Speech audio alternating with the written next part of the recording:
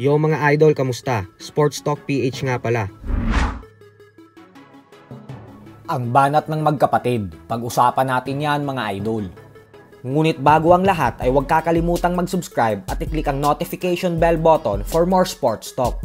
So matapos nga pong bumanat ng conditioning coach na si Mimo Heredia sa ating pambato na si former 3 Division World Champion angas ng Pinas, General Casimero, kung saan sinabi nitong sa lahat daw ng nahawakan niyang boksingero ay kay Casimero daw pinakanasayang ang oras niya dahil sa kabila umano ng naibigay niya dito. Ang tatlong pinakamalaking panalo niya sa buong professional boxing career niya ay mas pinili pa din daw nitong makinig sa kapatid niyang si Jason.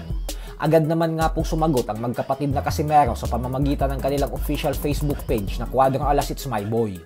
Ayon kay Casimero ay walang hiya daw itong si Mimo. Hindi daw nito pwedeng ipagmayabang na siya ang nagpalakas sa kanya. Kasi kahit ilang Mimo pa daw ang nakapaligid sa mga boksingero, ay kung mahina daw ang boxer ay mahina daw talaga yan. Ang dami daw nitong hawak na mga Pilipinong boksingero pero hindi naman daw nagtagumpay.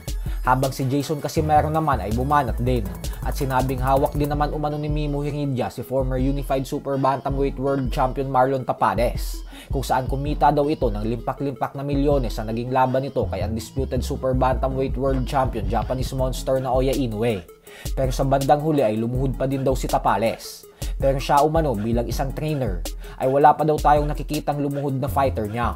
At bagkos kahit maliit lang daw ang kinikita ay pang milyones naman daw ang performance. Kumbaga mga idol ay ang gusto pong palabasin ni Jason dito ay magmula nang siya ang nagsilbing trainer ng kanyang kapatid ay hindi pa natatalo si Cuadrong Alas. Tapos nakakuha pa ito ng isang napaka-impresibong panalo via first round technical knockout kontra kay Saul Sanchez. Sa kabilang banda naman mga idol ay bagamat nga po madaming fans at mga analyst ang kumbinsido na hindi mananalo ang former WBA Junior Welterweight World Champion Rolando Romero sa nalalapit nitong laban kontra kay Ryan Garcia na nakatakdang ganapin sa May 3, ay madami po ang nagulat matapos sabihin ng current undefeated WBA Lightweight World Champion Gervonta Tank Davis na sa katunayan umano ay mas malakas ang kamao ni Romero kay Garcia.